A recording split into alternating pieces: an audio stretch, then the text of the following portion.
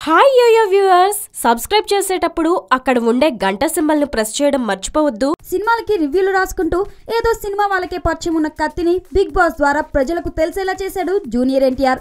ఆ తర్వాత పవన్ కళ్యాణ్ అభిమానులతో వివాదంతో స్వయంగా పవన్ కళ్యాణ్ లెటర్ తో సంజాయిషి ఇవ్వడంతో 2 రాష్ట్రాల్లో టాప్ సెలబ్రిటీ అయిపోయాడు కత్తి మహేష్. ప్రతి సినిమాను చూసి తన అభిప్రాయాన్ని నిర్మోహమాటంగా చెప్పే కత్తి ఈ రోజు విడుదలైన 2 సినిమాలపై తన విశ్లేషణ ఇచ్చాడు. కెరీర్ ప్రారంభంలో పిల్లా నువ్వులేని జీవితం, సుబ్రహ్మణ్యం ఫర్ సేల్, సుప్రీం చిత్రాలతో వరుస విజయాలను దక్కించుకున్న సుప్రీం హీరో సాయిధరం తేజ్ నటించిన గత 4 చిత్రాలు ఇతనికి పరాజయాన్ని రుచి చూపించాయి.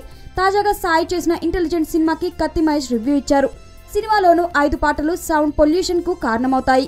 ఉన్న ఒక్క రీమిక్స్ సాంగ్ అసలైన పాత పాటని స్పాయిల్ చేస్తోంది. పెద్దగా ఆకట్టుకోని ఫైట్స్, నవ్వురాని కామెడీ, లవ్ లేని రొమాంటిక్ ట్రాక్, పూర్తిగా అన్ఇంటెలిజెంట్ స్టోరీ. నువ్వు ఇంటెలిజెంట్వి అయితే నేను ష్యూర్గా చెప్పగలను నువ్వు తెలివైన నిర్ణయం తీసుకుంటావు అంటూ కత్తి మహేష్ ఇంటెలిజెంట్ మూవీకి రివ్యూ ఇచ్చారు. ఇక ఇదే రోజు విడుదలైన డైలాగ్ కింగ్ మోహన్ బాబు సినిమాకు తన రివ్యూని సోషల్ మీడియా వేదికగా పంచుకున్నాడు కత్తి మహేష్. ఆసక్తికరమైన పాయింట్ ను ఎంచుకున్న దర్శకుడు దాన్ని ఆకట్టుకునే సినిమాగా తెరకెక్కించడంలో విఫలమయ్యాడని చెప్పాడు. డబ్బు తీసుకొని మరొకరిలా నటించేందుకు హీరో జైలుకెళ్తాడని కత్తి చెప్పుకొచ్చాడు. అలా వెళ్లిన వ్యక్తి జీవితంలోని ప్రేమ, అతనికి ఎదురయ్యే కష్ట నష్టాలు, అలాంటి ఎన్నో మలుపుల మధ్య తిరిగి అతని కథ ఎలా సుఖాంతమైందనే సినిమా స్టోరీగా చెప్పాడు. అయితే కథ ఆసక్తికరంగా ఉన్నప్పటికీ అందుకు తగ్గ భావోద్వేగాలు కనిపించలేదని, అనవసర ట్విస్ట్లతో సినిమా ఆకట్టుకోలేకపోయిందని కత్తి మహేష్ తెలిపాడు. మోహన్ బాబు, నిఖిలా విమల్ తమ పాత్రలకు న్యాయం చేశారని చెప్పాడు. ఈ సినిమాలో శ్రేయ నటించడం వృధా అని కత్తి అభిప్రాయపడ్డాడు.